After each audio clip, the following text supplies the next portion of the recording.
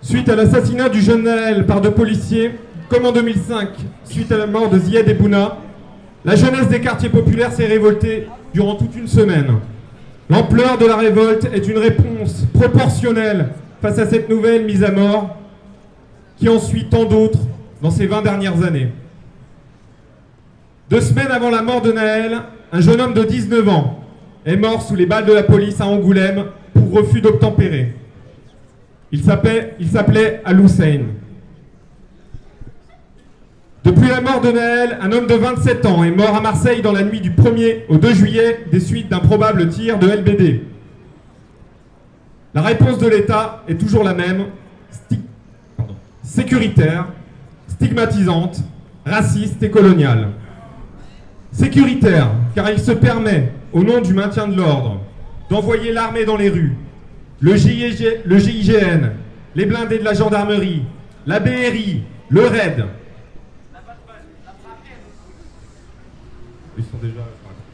Les policiers s'en donnent à cœur joie, sans aucune forme de retenue dans les quartiers populaires. Des vidéos de violentes interpellations, de tirs sur la foule ou encore de tabassage circulent d'ores et déjà sur les réseaux. Le couvre-feu est instauré dans certaines villes. Les réseaux sont surveillés, censurés, les transports en commun s'arrêtent, laissant aux travailleurs et travailleuses des quartiers le soin de rentrer chez eux, et elles, par leurs propres moyens.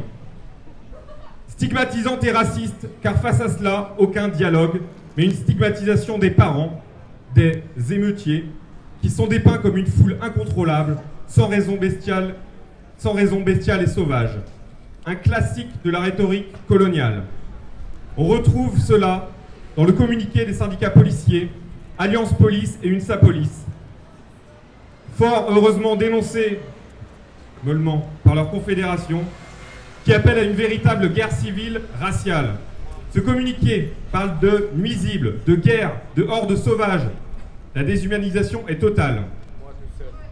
Le meurtre de Naël est mis de côté, ou bien largement influencé par les logiques racistes et une condamnation des révoltes. L'IGPN se targue de ne pas avoir entendu les mêmes phrases sur la vidéo, pourtant visionnée par des millions de personnes. La mère de Naël n'adopterait pas, selon les médias, la posture d'une mère endeuillée. Naël serait un récidiviste. On entend partout qu'il ne serait pas un ange. Plus choquant encore, si cela est possible, la cagnotte de soutien à la famille du policier dépasse le 1 million d'euros. Comprenez le message. Tuez un jeune homme de 17 ans, vous deviendrez millionnaire. La répression est aussi judiciaire. Depuis quelques jours, les tribunaux sont pleins à craquer. Les comparutions immédiates de jeunes ne connaissant pas leurs droits s'enchaînent. Leurs familles ne ferment pas l'œil de la nuit. Les politiques insistent pour que les peines soient lourdes. Suivant la circulaire Moretti, les tribunaux ouvrent le dimanche pour juger à tour de bras. Enfin, la complaisance la plus totale de l'État, des groupuscules fascistes, comme à Angers, Chambéry ou encore Lyon, sortent pour faire justice eux-mêmes, armés de barres de fer. Saint-Brieuc et Lorient.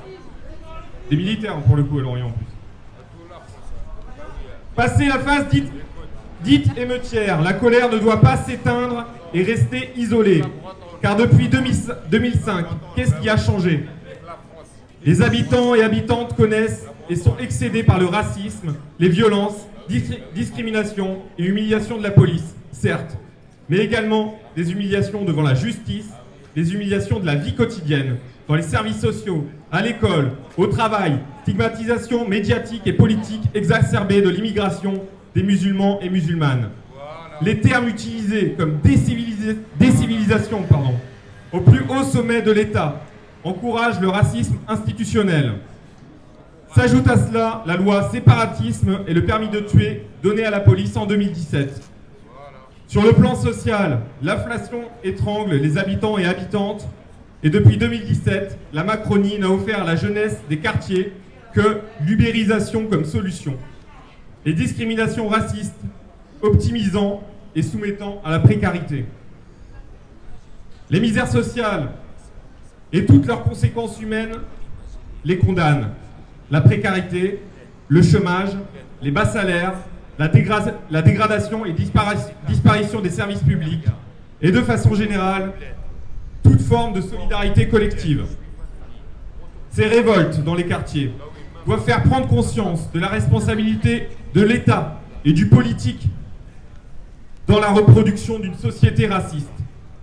Si le tir du policier sur Naël est en premier lieu un acte individuel raciste, n'oublions pas qu'il est largement permis par le fonctionnement des institutions. Nous appelons à une campagne à durée indéterminée pour exiger la justice pour les quartiers populaires et invitons à rejoindre les manifestations prévues qui vont continuer de s'organiser. Nous exigeons la justice et la vérité pour toutes les familles ayant perdu un proche sous les coups de la police. Et dans l'immédiateté, la suppression de l'article de 2017 de la loi sécurité globale et le désarmement de la police.